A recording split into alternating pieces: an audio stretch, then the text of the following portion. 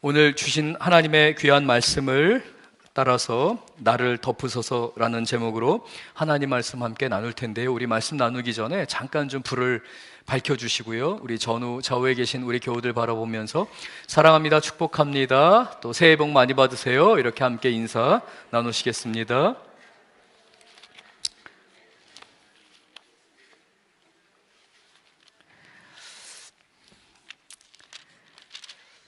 우리가 인생을 살아감에 있어서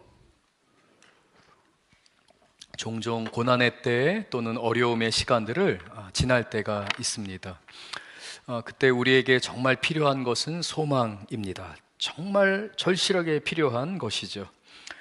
어둠 속에 주저앉아 있는 것이 아니라 우리 오늘 본문에서 살펴보게 되는 나오미처럼 또 룻처럼 우리는 소망 가운데 우리 각자의 인생에서 새로운 상자를 열어야 합니다. 근데 여기 비밀이 있어요. 우리 스스로가 여는 것이 아니라 하나님이 열어주시는 그 은혜의 자리로 나아가야 하는데요, 우리가 희망과 소망이 있기 때문에 어려움 가운데서도 그리고 고난 가운데서도 우리가 포기하지 않습니다. 그러니까 소망이 있어야 됩니다. 소망은 오직 하나님이 주시는 거죠. 말씀 안에서 우리가 소망을 얻을 수 있습니다. 그러므로 우리 사랑하는 성도님들은 하나님의 약속을 붙들고 이 말씀을 지키기 위해서 믿음의 결단을 하는 우리 교우들 되실 줄로 믿습니다.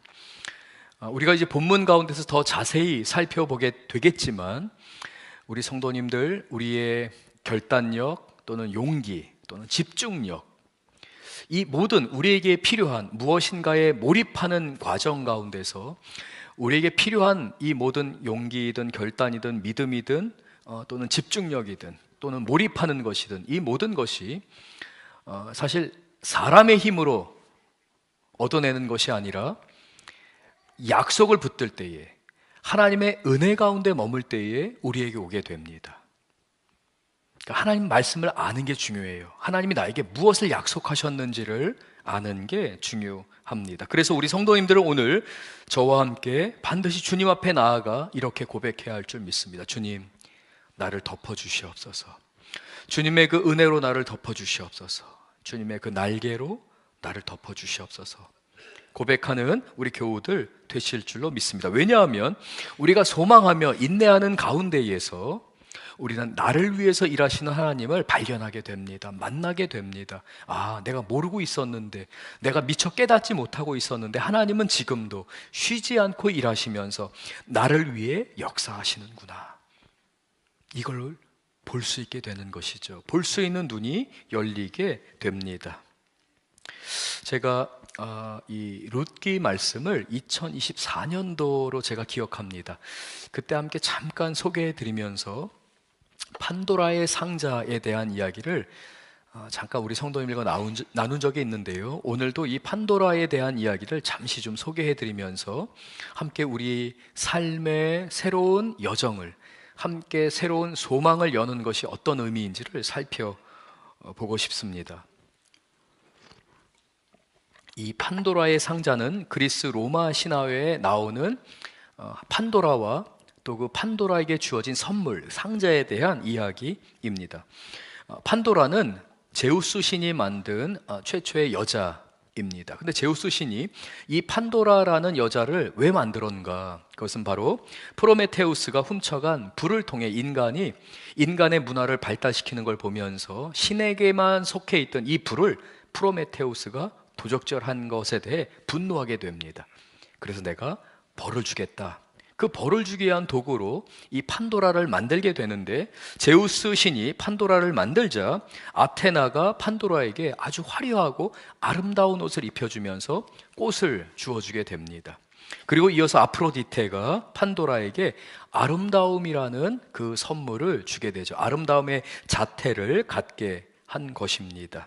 세 번째, 아폴로는 음악적인 재능을 주어서 그 음악적인 재능들로 사람들을 위로할 수 있게끔 그 재능을 준 것입니다. 헤르메스는 그리고 판도라에게 이 말솜씨를 줘서 현란한 말, 위로하는 말 등과 같이 이 말솜씨를 주게 되는데, 이 헤르메스가 판도라에게 이 말솜씨를 주면서 부정적인 것들도 주게 됩니다. 교활한 마음을 주게 된 것이죠. 사람을 조종하는 것들, 자기 뜻대로 사람들을 설득하는 그 교활한 마음도 주었던 것입니다. 제우스가 또한 마지막으로 이 판도라에게 너는 이 인간에게 가서 살아야 되는데 신들이 너에게 이러한 아름다움과 옷과 여러 가지를 주었을 뿐만 아니라 너를 통해서 인간들에게 한 선물을 주려고 한다 라고 하며 그 상자를 주어지게 됩니다. 이게 판도라의 상자입니다. 그러면서 제우스 신은 이 판도라에게 이야기합니다. 너는 결코 이 상자를 네가 열어서는 안 된다. 인간을 위한 선물이다 라고 이야기합니다. 판도라는 그 상자를 가지고 인간이 사는 세계로 오게 됩니다. 판도라는 상자를 볼 때마다 궁금합니다. 도대체 뭐가 들어있을까? 어떤 선물이 들어있을까? 근데 그 궁금증을 참지를 못하는 거예요. 그래서 결국 판도라는 그 상자를 열어버리고 맙니다. 판도라가 그 상자를 열자 그 상자 안에서는 온갖 부정적인 것들이 다 쏟아져 나오기 시작합니다. 슬픔, 괴로움, 절망, 좌절, 분노, 인간을 괴롭게 하는 그 모든 나쁜 것들이 쏟아져 나오게 됩니다. 판도라는 급히 그 상자에서 쏟아져 나오는 악한 것들을 보면서 이 상자를 빨리 닫아야겠구나 라고 하고 상자를 얼른 닫게 됩니다. 이미 상자에서는 그 모든 부정적인 것들이 다 쏟아져 나온 상태였습니다. 맨 마지막에 남아있는 희망, 소망이라고 하는 그것이 그만 판도라가 닫는 바람에 나오지 못하게 되었습니다.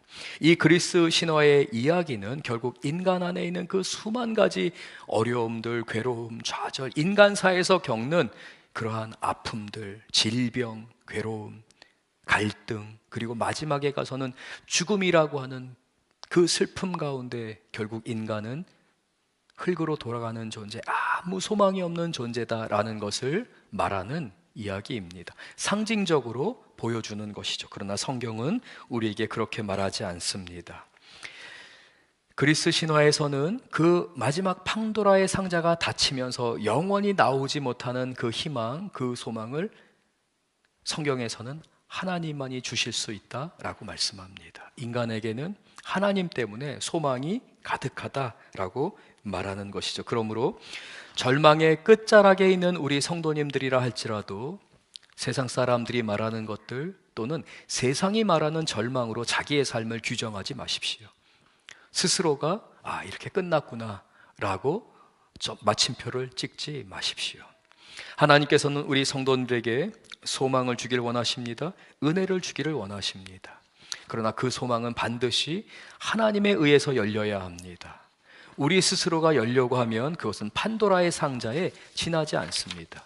우리가 오늘 이 설교를 들어야 하는 이유가 바로 우리의 문제 때문입니다. 여러분들 가운데 어떤 분들은 더 나은 직장 생활을 꿈꾸면서 그 새로운 직장이라는 상자의 문을 스스로 열고 싶어 하는 분들이 있을 겁니다. 그러나 막상 이직이라는 그 상자의 문을 열었을 때에 멋모르고 한번 열어봤는데 거기에서는 기대했던 성공이나 그 기대했던 성취가 아니라 오히려 고생과 괴로움이 그 상자에서, 새로운 직장이라는 상자에서 튀어나오는 것을 경험하기도 하셨을 겁니다. 이제 한번 새로운 사업을 해볼까? 라고 하며 새로운 사업이라는 상자를 열었던 성도님들도 계시고 지금 열려고 하는 성도님들도 있을 겁니다.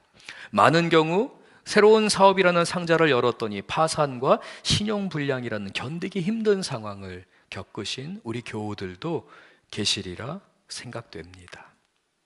결혼이라는 상자는 어떻습니까? 결혼만 하면 행복할 줄 압니다. 그래서 막상 결혼을 하고 결혼이라는 상자를 열었는데 의무감과 원망만 가득한, 나는 이렇게 불행한 결혼 생활을 하는구나 라고 여기고 있는 성도님이 지금 이 시간 계실 수도 있습니다. 자녀들은 어떻습니까? 믿음의 유산을 물려주기를 원했고 그 믿음의 유산을 물려받기를 원했던 그 자녀들, 그 막상 상자를 열었더니 각기 제 길로 가고 부모에게 상처를 주는 자녀들도 있었을 것입니다. 사랑하는 우리 귀한 성도님들, 하나님의 은혜가 우리에게 필요합니다.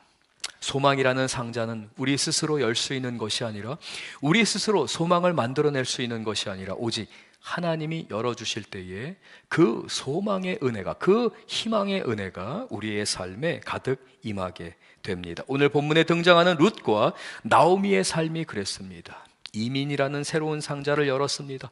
새로운 곳에서 새로운 사업을 하고자 하는 상자를 열었습니다. 그러나 막상 그들이 그 상자를 열었을 때에 나오미가 경험한 것은 남편의 죽음이고 가난이었습니다. 절망의 상자만이 덩그러니 놓여있는 그의 인생이었습니다. 그러나 그 상자에 아무것도 없는 줄 알았는데 그 밑바닥에 남아있던 희망을 여신 분은 하나님이셨습니다. 나오미와 룻이 희망을 가질 수 있었던 것은 하나님께서 그 희망의 상자를 열고 그들을 이끌어 가셨기 때문에 그렇습니다. 오늘 본문에서 우리는 희망을 발견한 룻이 타작마당으로 이끌림을 받았고, 그리고 마침내 그 소망의 은혜 안에서 보아스의 옷자락 밑으로 들어가는 장면을 우리는 보게 됩니다. 그리고 이 룻은 그 보아스의 옷자락 안에서 이야기합니다. 나의 삶을 덮어달라고, 나의 삶을 그 날개로 덮어달라고 요구하게 됩니다. 사랑하는 우리 귀한 성도님들, 우리는 오늘 말씀을 통해 우리의 삶에 임하시는 하나님의 은혜, 그리고 그 은혜로, 그 날개로 우리를 덮으신 하나님이 지금도 쉬지 않고 나를 위해서 일하고 계시다는 것을 발견하게 될 것입니다. 그러므로 저는 우리 성도님들과 함께 하나님이 어떻게 그 은혜로 우리를 덮으시는지를 세 가지를 통해 살펴볼 것입니다. 첫 번째는 위험한 순종 가운데 이 과감한 순종과 거룩한 만남에 대해 살펴볼 것입니다. 이것을 통해 우리에게 은혜로 덮으시는구나.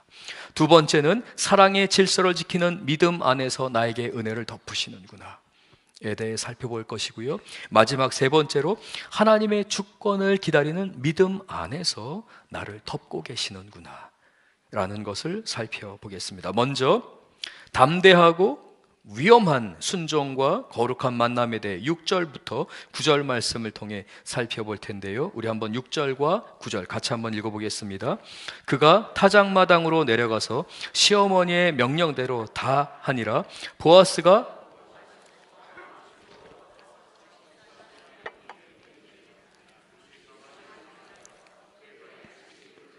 거기 누웠더라. 밤중에 그가 놀라 몸을 돌이켜 본즉 한 여인이 자기 발치에 누워 있는지라.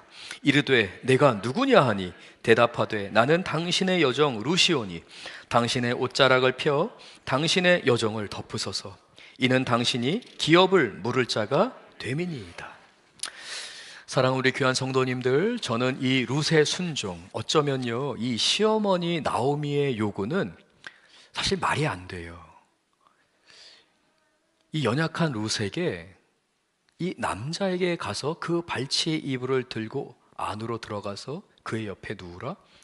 이거 사실 굉장히 위험한 겁니다. 그런데 우리는 이러한 인간적인 관점에서 본문을 봐야 하는 게 아니라 룻은 어떻게 이렇게 말도 안 되는 요구에 순종했는가를 봐야 되는데요. 이 말도 안 되는 요구처럼 보이는 것 가운데에 하나님의 섭리가 있었기 때문에 룻이 순종할 수 있었습니다. 룻은 이방 여인으로서 어머니와 함께, 시어머니와 함께 베들레헴으로 오게 됩니다. 그의 삶 가운데 섭리하셨던 하나님의 역사가 있었기 때문에 시어머니의 요구를 본 것이 아니라 시어머니가 왜 이렇게 말도 안 되는 요구를 하는가 라고 하는 인간적인 생각 가운데 머문 것이 아니라 그 시어머니 요구 가운데서 역사하는 하나님의 손길, 지금 하나님이 나를 이끌어 가시는 그 하나님의 선한 역사를 보면서 순종할 수 있었던 것입니다. 우리의 삶에 적용해 보자면 사실은 우리 힘으로 순종하는 것처럼 우리는 착각할 때가 있습니다. 그런데 많은 경우 사실은 우리가 순종할 수 있도록 하나님이 깨닫게 하시고 은혜를 주십니다. 이 순종은 그래서 하나님께 붙들림 받은 사람만이, 주님이 지금 나를 위해 일하고 계신다라는 확신이 있는 사람만이 할 수 있는 것입니다. 사람이 자기의 충성됨, 자기의 노력으로 할 수 있는 게 아니라 말씀에 붙들림 받은 사람, 진짜 하나님이 나에게 은혜를 주셨구나, 이건 다 하나님의 은혜다라는 그 감격과 감사가 있는 사람이 순종할 수 있습니다. 두 번째, 우리가 살펴봐야 되는 것은 이렇게 순종하여 나갑니다. 그런데 간혹 이 순종이 이거 도저히 안 되겠다, 내가 못할 것 같아 라고 하며 믿음이 약해질 때가 있습니다. 순종을 포기하려는 상황을 맞이할 때가 있습니다. 그러나 그 상황조차도 만드시는 하나님의 손길이 있습니다. 7절 말씀 우리 같이 한번 더 자세히 보겠습니다. 보아스가 먹고 마시고 마음이 즐거워 가서라고 기록되어 있습니다. 보아스는 이 추수를 거두게 됩니다. 엄청난 수확을 거두게 된 겁니다. 너무 큰 축복이었습니다. 근데 종종 도적들이 이 추수한 것을 훔쳐갔기 때문에 일꾼들을, 파수꾼들을 세우게 됩니다. 보초를 세우게 됩니다. 그런데 우리가 잘 아는 것처럼 보아스는 아주 성실한 사람입니다. 지혜로운 사람입니다. 그래서 사람만 세운 것이 아니라 자기 스스로가 그 일꾼들과 함께 잔치를 벌입니다. 이게 다 하나님의 은혜였다라는 것이죠. 그래서 여기에서 즐거워하다라고 하는 이 야탑라고 하는 이 히브리어는 술에 취해서 즐거워하거나 아니면 흥에 취해서 즐거워하는 정도의 그 즐거움이 아니라 하나님으로 인하여서, 여호와 나의 하나님으로 인하여 하나님이 나에게 평안과 안녕을 주셨다라는 영적인 상태를 나타냅니다. 그러니까 사람들과 함께 잔치를 했고요, 그 잔치 가운데서 하나님의 사랑 때문에, 하나님의 은혜 때문에 마음에 말할 수 없는 평강이 임한 거예요. 그 평강을 갖고 그는 잠자리로 나가게 됩니다. 룻은 그 상황에서, 그 잔치가 벌어지는 상황에서 아무도 보지 않는 곳에 저 멀찍이 숨어서 이 보아스가 지금 어디로 잠자리를 가고 있는지 시어머니가 말했던 것처럼 지켜보고 있습니다. 지켜보며 룻은 그 순종하는 마음 가운데 지금 하나님이 역사하시는구나, 하나님이 도와주셔서 내가 이렇게 순종할 수 있도록 길을 만들어 주시는구나, 룻은 확신했습니다. 깨달을 수 있었습니다. 좀 더 우리 성도님들의 이해를 돕기 위해 저의 이야기를 잠시 드리겠습니다. 제가 우리 성도님들께 간증하며 말씀드렸듯이 저는 아주 엄하고 무서운 아버지 밑에서 자랐습니다. 용돈을 받을 때든지 학교에서 뭘 좀 가져오라고 할 때든지 또는 집에 부모님들에게 이러한 것을 전달하라든지 라고 할 때에 아버지에게 직접적으로 한 적이 없습니다. 항상 어머니를 통해서 했죠. 너무 무서우니까. 근데 종종 제가 아버지에게 직접 요구해야만 되는 게 있었습니다. 액수가 많다든지 아니면 가족들 모두의 동의가 필요하다든지 라고 할 때는 어쩔 수 없이 아버지에게 요구해야 되는 때가 있었습니다. 그럴 때 저는 아버지의 눈치를 살핍니다. 그리고 먼저 어머니에게 정보를 얻죠. 어머니, 오늘 어떻게 좀 아버지 기분이 좀 좋으신가요? 물어봅니다. 그러면 어머니가 쭉 살핀 다음에 오늘은 괜찮은 것 같다, 이야기를 해라 라고 말합니다. 근데 저희 아버지는 대부분 별로 좋으신 적이 없었고 항상 좀 이렇게 긴장되어 있는 상황이었습니다. 그럼 어머니는 저한테 이야기합니다. 엄마가 일단 판을 깔을게, 조금만 기다려봐. 그리고 어머니가 음식을 맛있는 걸 합니다. 아버지가 좋아하는 것이 여러 가지를 합니다. 그러면서 옆에서 아버지에게 이것도 드셔보세요, 저것도 드셔보세요 하면서 아버지의 기분을 풀어줍니다. 아버지가 이제 기분이 좋아질 때가 되면 어머니가 제 다리를 손으로 이 밑으로 콕콕 찌릅니다. 지금이야, 지금 얘기라는 거죠. 때가 있는 겁니다. 지금 룻이 그렇습니다. 보아스가 즐거움 가운데, 잔치 가운데 있습니다. 그리고 말할 수 없는 하나님의 평안으로 임한 것을 저 룻이 멀찍이 보면서 내가 이것까지도 순종하게 하신 하나님이 지금 상황을 만드셨구나. 그래서 룻은 용기를 낼 수 있었습니다. 사랑하는 우리 귀한 성도님들, 우리는 간혹 용기 있는 순종의 결단을 해야 될 때가 있습니다. 그때 우리가 구해야 하는 것은 하나님의 도우심입니다. 순종조차도 내가 할 수 있는 게 아니다라는 것을 인정하고, 하나님 나를 도우시옵소서, 하나님 제가 아직은 감당하기에 부족합니다, 역사하여 주시고 말씀으로 충만케 하시고 하나님의 말씀을 따라 순종할 수 있도록 도와주시옵소서. 지혜롭게 간구하는 우리 귀한 교우들 되실 줄로 믿습니다.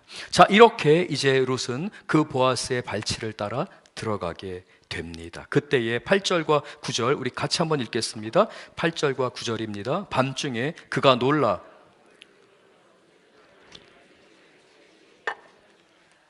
이르되 내가 누구냐 하니 대답하되 나는 당신의 여종 룻이오니 당신의 옷자락을 펴 당신의 요정을 덮으소서. 이는 당신이 기업을 물을 자가 됨이니이다. 보아스가 자다가 깜짝 놀란 거예요. 사람의 인기척이 있었기 때문이죠. 누군가 내 옆에 누워있는 것을 안 겁니다. 특별히 오늘 본문 가운데 8절에서 밤중에 이 보아스가 놀라라고 하는 이 놀라다라는 단어는 하라드라고 하는 히브리어인데요, 이거는 그냥 사람이 깜짝 놀라는 정도가 아니라 무서워하는 것을 나타냅니다. 즉 보아스는 갑자기 주어진 상황 때문에 무서워서 외치게 되는데, 여러분 무서울 때 어떻게 외칩니까? 편안하게 누구냐 이렇게 말씀합니까? 아니면 정말 놀라서 주변 모든 것들을 긴장할 만큼 소스라치게 무서워하면서 고함을 지르십니까? 바로 보아스의 상황이 그렇습니다. 내가 누구냐라고 하며 무서움 가운데서 외친 것입니다. 사실 이 정도가 되면 이 룻은 당황해야 합니다. 그런데 이미 룻은 하나님의 순종 가운데 믿음 가운데 이끌린 바 되었고, 그 가운데서 보아스가 그렇게 놀라서 똑같이 그 두려움과 무서움, 당황스러움이 전염될 수 있었지만, 이 룻은 아주 지혜롭게 이야기합니다. 대답하되 나는 당신의 여종 룻입니다 라고 대답합니다. 특별히 나는 당신의 여종입니다 라고 할 때에 이 히브리어는 나는 당신에게 자격이 있는 사람입니다 라는 의미를 나타냅니다. 그러니까 단순한 노예나 당신이 다루는 사람, 당신이 아는 사람, 당신 집에 있는 그러한 일꾼입니다 라는 의미가 아니라 나는 당신의 여종입니다. 그런데 당신의 아내가 될 자격이 있는 사람입니다 라고 말을 한 것입니다. 당신의 여정 루시온이 당신의 옷자락을 펴 당신의 여정을 덮으소서. 이는 당신이 기업을 물을 자가 됨이니이다. 당신의 옷자락으로 나를 덮으소서. 당신의 여정을 그 옷자락으로 덮으소서. 이 카나프, 그 옷자락이라는 단어는 이 룻이 보아스의 밭으로 갔을 때에 보아스가 성실하게 일하는 이 룻을 보면서 2장 12절에 했던 고백에 사용된 단어입니다.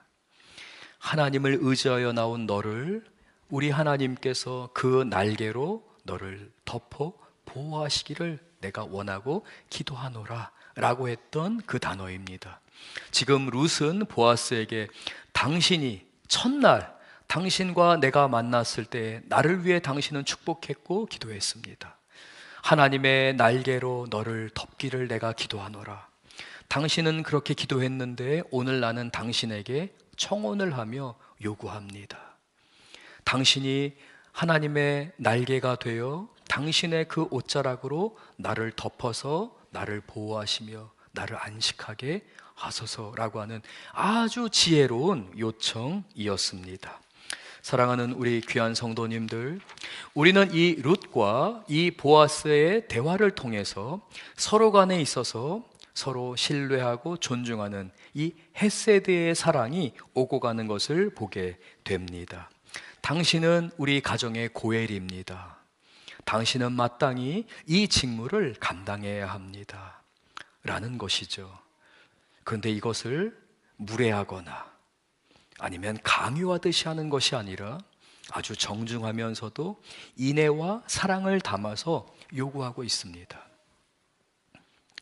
저는 사랑하는 우리 성도님들에게 그런 목사가 되고 싶고 또는 저희 아내에게 그런 남편이 되고 싶습니다. 우리 아이들에게도 이렇게 지혜롭고 온화하며 인애를 베푸는 선한 말을 하는 그러한 남편이자 아버지, 그리고 우리 성도님들께는 그러한 목회자가 되기를 원합니다. 사랑하는 우리 귀한 성도님들, 나를 덮으소서. 내가 이렇게 과감하게 순종합니다. 이 거룩한 만남은 하나님께서 우리에게 역사하신 거룩한 만남입니다. 나를 통하여 선한 말이 나가기를 원합니다. 당신을 축복하길 원합니다. 저는 우리 교회 가운데 그러한 목사가 되기를 원하고, 또한 우리 교회 안에 이러한 귀한 성도님들이 부부간의 관계에 있어서나 부모와 자녀 간의 관계에 있어서 이러한 사랑의 말, 지혜로운 말을 흘러보내는 축복의 통로가 되기를 원합니다. 현실적으로는 굉장히 어렵습니다. 제가 이렇게 원하고 주님 앞에 기도합니다. 하나님, 저는 그러한 남편 되길 원하고 그러한 아빠가 되기를 원하고 그러한 목회자가 되길 원합니다. 그러나 제가 날마다 실수하고 넘어지고 그 수준에 다다르지 못하는 아주 미약하고 연약하고 부족함이 많은 저 자신을 발견하게 됩니다. 그래서 우리는 고백해야 합니다. 하나님, 그 은혜의 날개로 저를 덮으시옵소서. 그래서 제가 그 은혜의 역사를 이루는 하나님의 사람이 되게 하여 주옵소서. 우리는 그래서 고백해야 합니다. 사랑하는 우리 귀한 성도님들, 하나님은 약속하셨습니다. 은혜를 베풀어 주십니다. 그러므로 담대히 우리 성도님들은 하나님, 그 날개로 나를 덮으시옵소서 고백하고 요구하고 또한 그렇게 쓰임받는 우리 교우들 될 줄로 믿습니다. 두 번째, 하나님의 이 덮으시는 역사가 어떻게 우리에게 임하느냐? 사랑의 질서를 통해서 임하게 됩니다. 사랑의 질서를 이루고자 할 때에 임하게 되는데요, 10절과 11절 우리 같이 한번 읽겠습니다. 10절 11절입니다. 그가 이르되 내 딸아, 여호와께서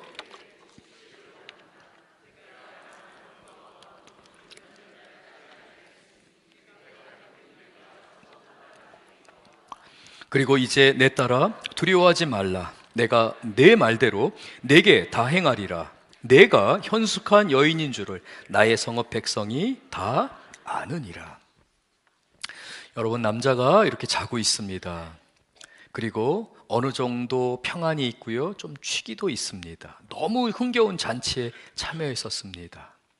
그런데 젊은 여자가, 이미 나이가 원숙하고 노인이 된 한 남자에게 젊은 여자가 아주 지혜롭게, 너무 사랑스럽게 청혼을 합니다. 나를 덮으라고, 나를 받아달라고 청혼을 합니다. 심장이 두근거릴 수 있죠. 흔히들 요즘 사람들 그러한 이제 농담을 많이 합니다. 내가 연애세포가 죽은 줄 알았는데 누구누구 때문에 다시 이 연애세포가 살아나는 것 같다. 이런 표현들을 합니다.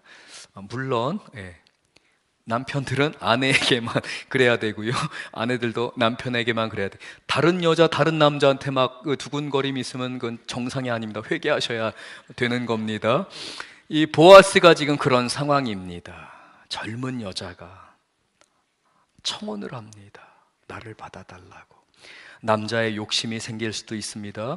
육체적인 어떠한 욕망이 자랄 수도 있습니다. 그런데 보아스는 이걸 절제를 합니다.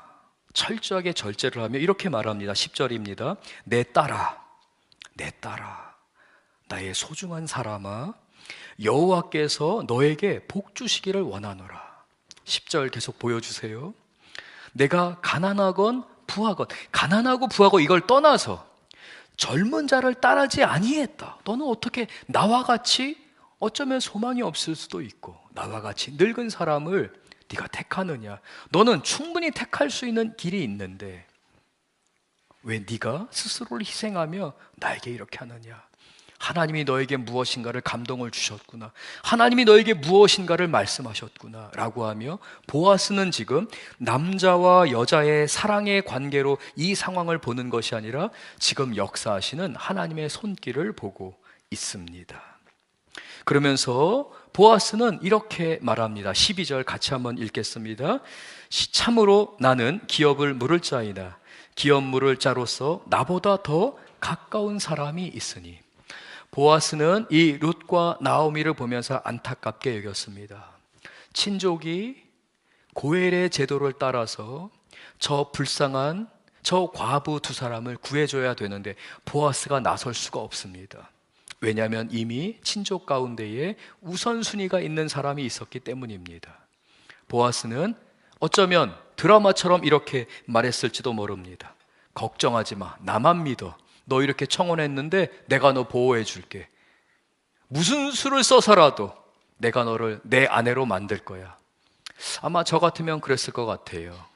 나는 남자야, 이런 거죠. 야, 걱정하지 마, 나만 믿어. 이런 겁니다. 근데 보아스는 그러지 않아요. 그렇게 자신을 과시하거나 또는 자신의 어떠한 육체적인 욕심을 따라 나가지 않습니다. 오히려 보아스는 반대로 하나님의 질서를 따릅니다. 그리고 자기가 지금 무엇을 해야 되는지 지혜롭게 정확하게 말하고 있습니다. 나보다 우선되는 사람이 있다 라는 것입니다. 그러면서 보아스는 그 순서를 양보합니다. 여기서 우리가 중요한 진리를 깨닫게 됩니다. 여러분, 우리가 무엇인가를 고집하거나 나의 계획만을, 나의 아집을 따라서 주장하게 되면 그 어떠한 것이든지 선한 열매를 거둘 수 없습니다. 그러나 반대로 하나님께 맡겨드리게 되면 반드시 하나님은 우리에게 계획하셨던 그 선한 역사를 이루어 가십니다. 지금 보아스가 그러고 있습니다.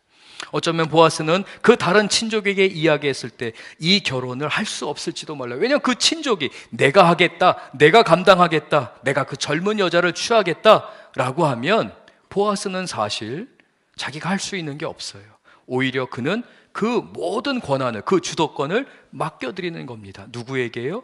그 친족에게 맡기는 게 아닙니다. 하나님께 맡겨드리는 것입니다. 여기에 아주 중요한 진리가 숨겨져 있습니다.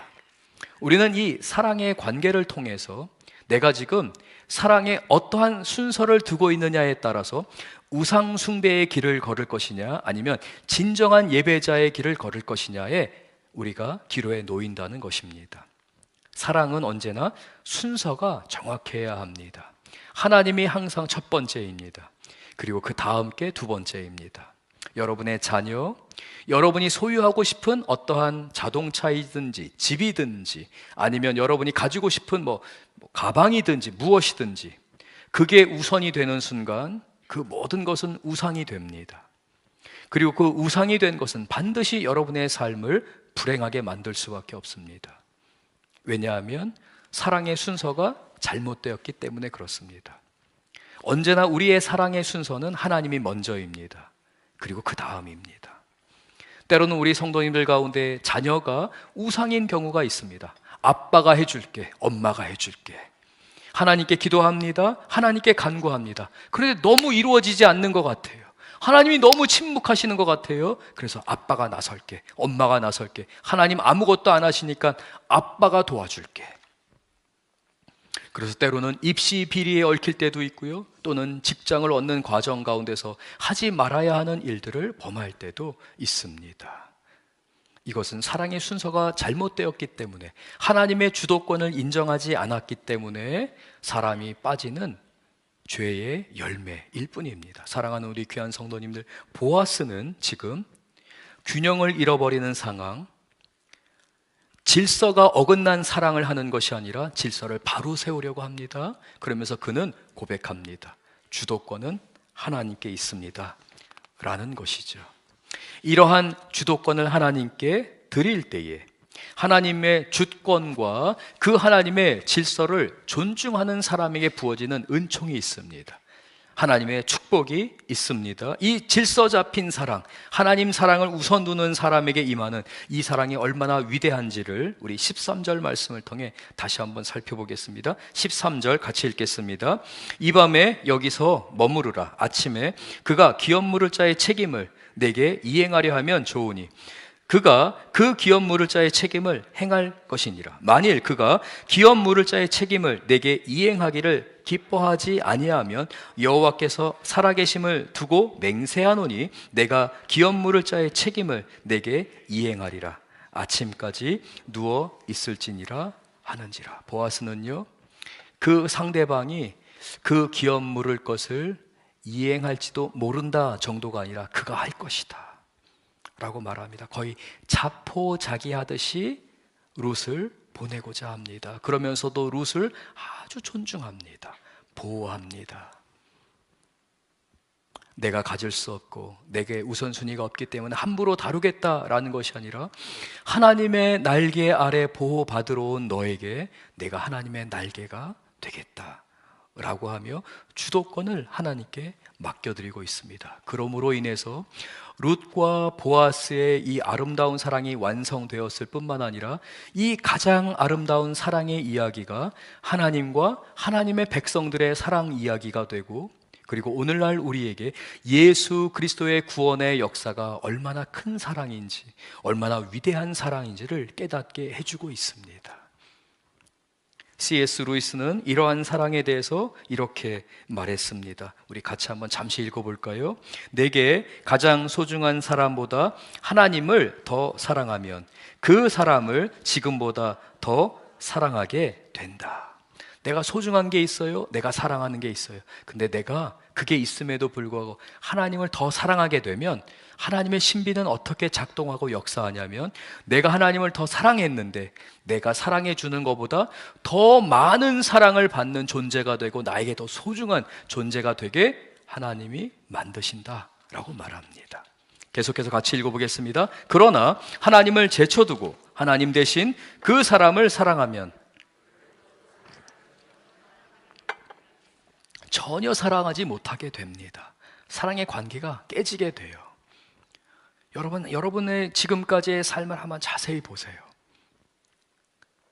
여러분이 진정 그 사랑을 이루고 그 사랑의 안정감 가운데, 부모와 자녀 간의 관계도 그래요. 언제 그 진정한 사랑의 꽃이 피었는지를 한번 생각해 보세요.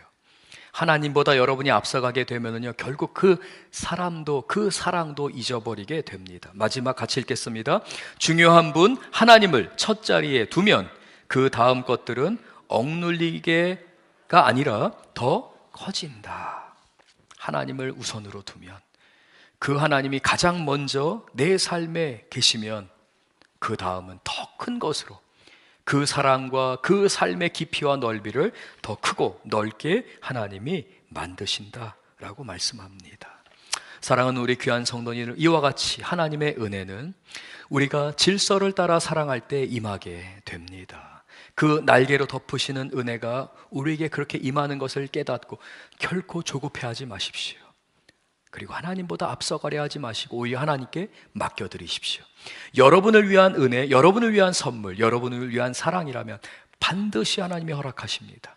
여러분 자녀들의 학교, 직장도 마찬가지입니다. 여러분의 삶은 결코 우연이 아닙니다. 반드시 하나님은 여러분의 삶 가운데 그 날개 그늘 아래 머물기를 원하는 백성들에게 가장 좋은 것으로 역사하시는 하나님의 은총이 있습니다. 우리 마지막으로 세 번째, 하나님은 어떻게 우리를 그 날개로 덮으시는가, 긍휼로 덮으시는가, 그 하나님의 주권을 기다리는 믿음 안에서 우리에게 덮으십니다. 시간 관계상 우리 15절만 같이 한번 읽겠습니다. 15절입니다. 보아스가 이르되 내 겉옷을 가져다가 그것을 펴서 잡으라 하매 그것을 펴서 잡으니 보리를 6번 되어 룻에게 주어주고 성읍으로 들어가니라. 보아스는요 참 지혜로워요.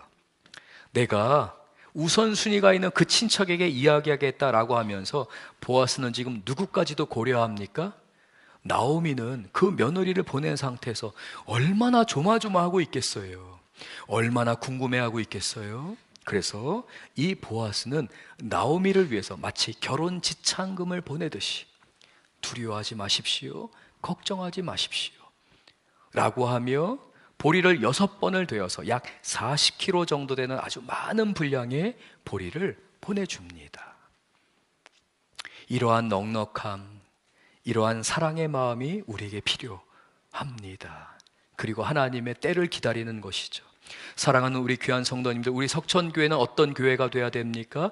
기도와 말씀 위에서 굳건하게 서야 됩니다. 그리고 우리 성도님들께서는 그 기도와 말씀 가운데 그 성품이 예수님을 닮아가셔야 합니다. 그리고 그 예수님을 닮는 성품은 보아스와 같이 주변 사람들을 살피는 성품입니다.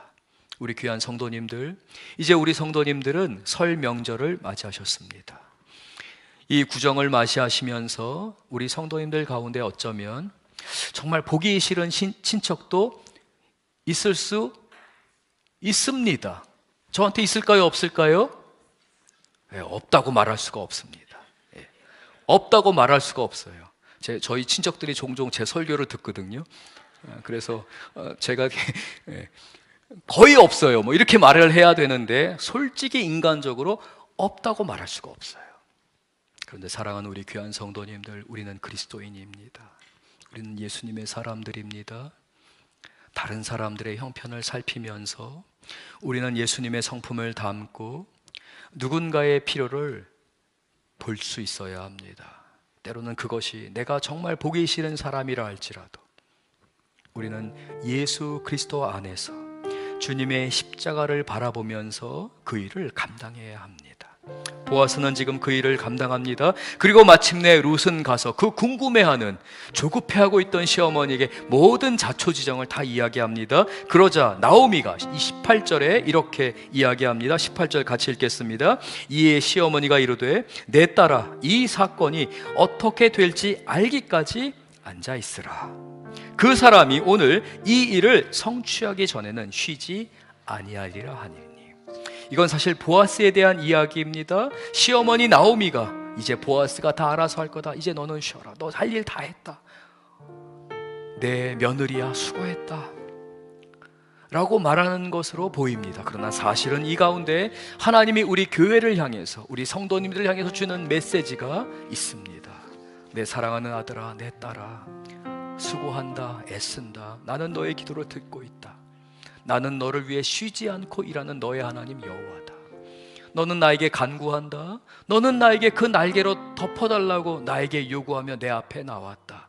이제 너는 쉬어라. 내가 너를 위해 일하겠다라는 하나님의 메시지입니다. 저는 설교를 시작하며 우리 성도님들께 판도라의 상자를 잠시 소개해 드렸습니다. 여러분이 열려고 하면 잘못된 것을 열 수밖에 없습니다. 그러나 하나님이 여시도록 그 주도권을 맡겨드리고 하나님 앞에 안식하며 그분의 때를 기다리면 하나님은 반드시 그 소망의 상자를 열어서 여러분을 위해 일하시고 역사하시며 여러분을 돌봐주시는 하나님이십니다. 여러분, 우리 성도님들, 지금 마음에 염려하고 걱정하며 기도하며 아뢰드리는 기도가 무엇입니까? 자녀에 대한 것입니까? 건강에 대한 것입니까? 기적과 같은 역사를 위해 기도하십니까? 여러분의 삶 가운데 외로움과 절망 때문에 좌절하고 계십니까? 그게 기도의 제목이십니까? 그렇다면 그 사람이 쉬지 않고 일할 것이니 너는 잠시 쉬어라 라는 이 하나님의 메시지를 마음에 품고 오직 주님만을 바라보고 의지하는 우리 귀한 교우들 되실 줄 믿습니다. 우리 다 같이 함께 일어나서 함께 찬양하길 원합니다. 이 황혼의 때, 이 어두움의 때, 날이 저물어갈 때, 내 삶이 저물고 기우는 것처럼 보일 때 오히려 하나님이 역사하십니다. 하나님이 주관하십니다. 우리 믿음으로 가사를 생각하며 기도하는 마음으로 함께 찬양하겠습니다.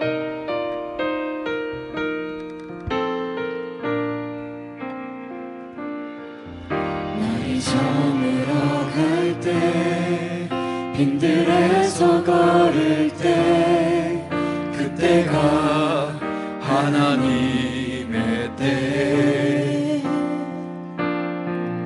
내 힘으로 안 될 때, 빈손으로 걸을 때, 내가 고백해 여호와 이래. 주가 일하시네.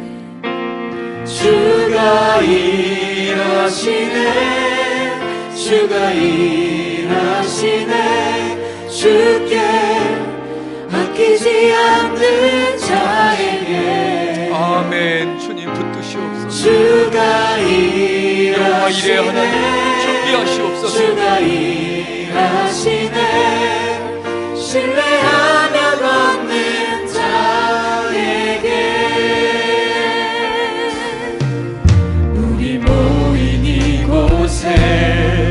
주님 함께 계시네. 누리네 아버지 은혜. 적은 떡과 물고기 내 모든 걸 드릴 때 모두 고백해 여호와 이래. 아멘. 주가 주가 일하시네. 주께 아끼지 않는 자에게. 주가 일하시네. 주가 일하시네. 신뢰하며 걷는 자에게. 주가 일하시네. 주가 일하시네. 주께 아끼지 않는 자에게.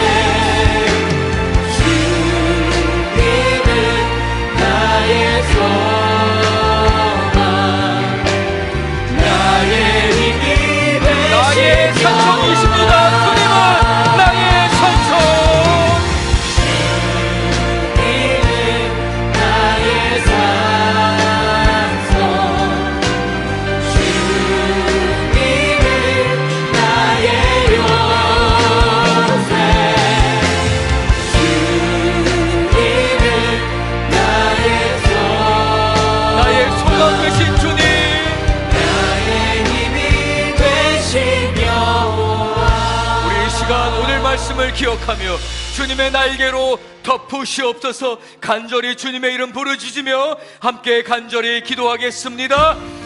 주여!